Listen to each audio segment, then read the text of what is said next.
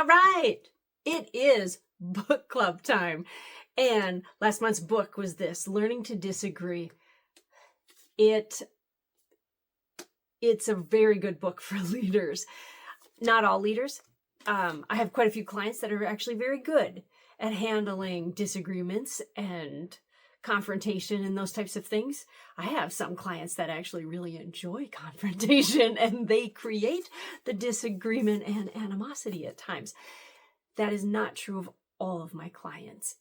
I would say there's a wide variety of all of that within my group.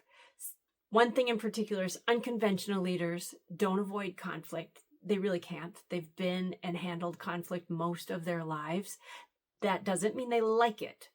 But unconventional leaders don't avoid conflict. They enter difference with clarity and humanity. That really is something I find with a majority of my clients is they bring that to the table.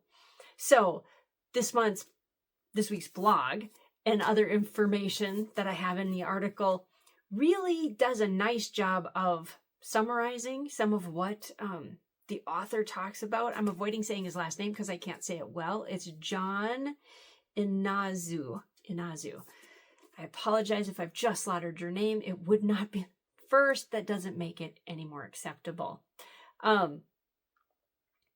He really talks so much about, because he's an attorney, he talks so much about how there is so much more ambiguity in circumstances than we actually really realize. And understanding the perspectives, the lens that we come into circumstances with, and having the ability, this is something he highly recommends, having the ability to see the other side of that perspective and how that plays out. He's a strong advocate for empathy as the foundation of disagreement. He also talks about we disagree with people, not just ideas, and being careful to not make things immensely personal and harmful in that manner. Not every disagreement allows for compromise. Zero-sum cases exist, but there's not that many. So often compromise is a possibility, and he does highly recommend it. Recognizing forgiveness and relationship repair as part of the constructive disagreement. There are going to be aspects of this disagreement that may and probably will cause harm, and being able to forgive, being able to encourage forgiveness from the other side, being able to accept forgiveness, all part of actually having conversations where a disagreement involves. I have a great checklist that I've placed at the bottom. This is why you're going to want to go and check out my article, because there is this great checklist at the bottom of it. Here are some of the questions.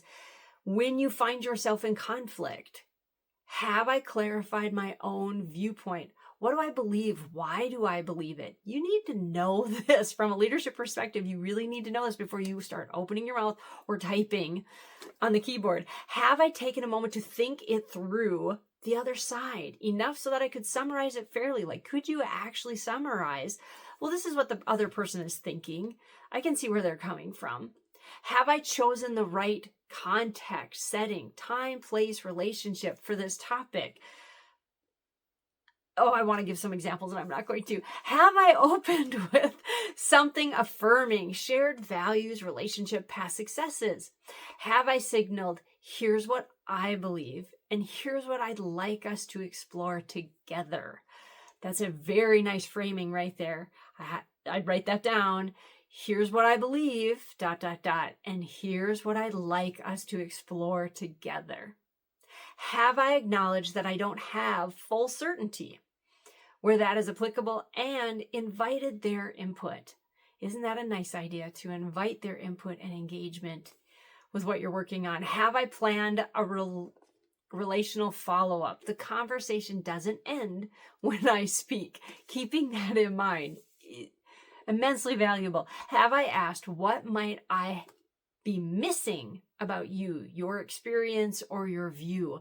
In these moments, can I recognize what might I be missing? That's a great question. What might I be missing about you, your experience, or your view? Have I ensured my tone, body language, medium supports relational safety?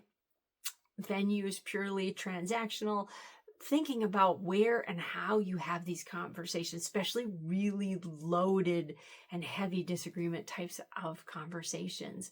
Just being aware of all of that.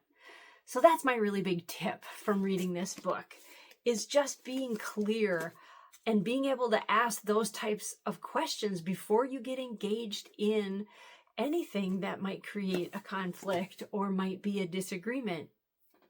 I'm JoyGenea, international neurodiversity coach, unconventional leadership expert, and champion for us having some uncomfortable conversations with great outcomes. Thank you. Bye now.